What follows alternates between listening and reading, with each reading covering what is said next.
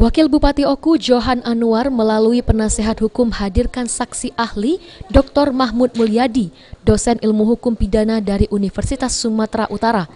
Menurut Mahmud Mulyadi, jika pada sidang pra-peradilan sebelumnya ada perintah untuk menerbitkan surat perintah penghentian penyidikan atau SP3, maka penyidik harus mengeluarkan terlebih dahulu dan baru bisa ditetapkan kembali sebagai tersangka. Ia mengatakan jika penetapan tersangka dilakukan di luar mekanisme hukum, maka tidak sah penetapan tersebut termasuk halnya pada kasus Johan Anwar, di mana ada 2 laporan polisi dan 2 sprindik untuk satu kasus yang sama. Seharusnya keluarkan terlebih dahulu SP3, kemudian dari SP3 inilah yang bergerak dan tetap dalam satu laporan polisi. Ya tadi sudah saya jelaskan ya panjang lebar di pengadilan itu bahwa dia kan begini.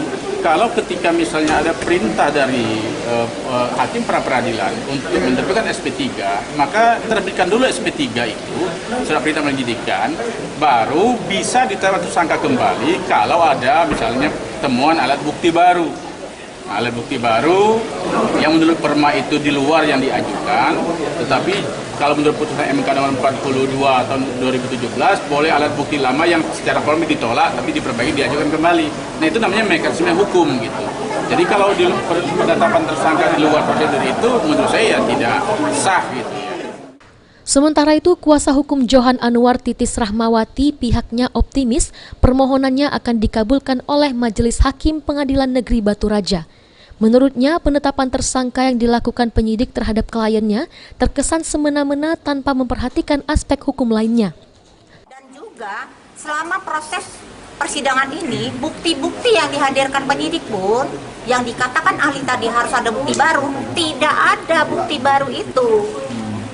Gitu. Jadi seharusnya apa yang dikatakan ahli tadi, kami kesini bukan bermaksud untuk berhadapan, seharusnya menjadi koreksi kepada penyidik itu. Jangan sampai semena-mena, gitu loh. Kalaupun memang ada hal-hal yang itu harus ada mekanismenya dulu, gitu loh. Jangan dia mengedepankan pokok perkara, tapi prosedurnya tidak dilaksanakan begitu. Itulah yang namanya semena-mena itu, gitu loh. Ari Pranika, PAL TV.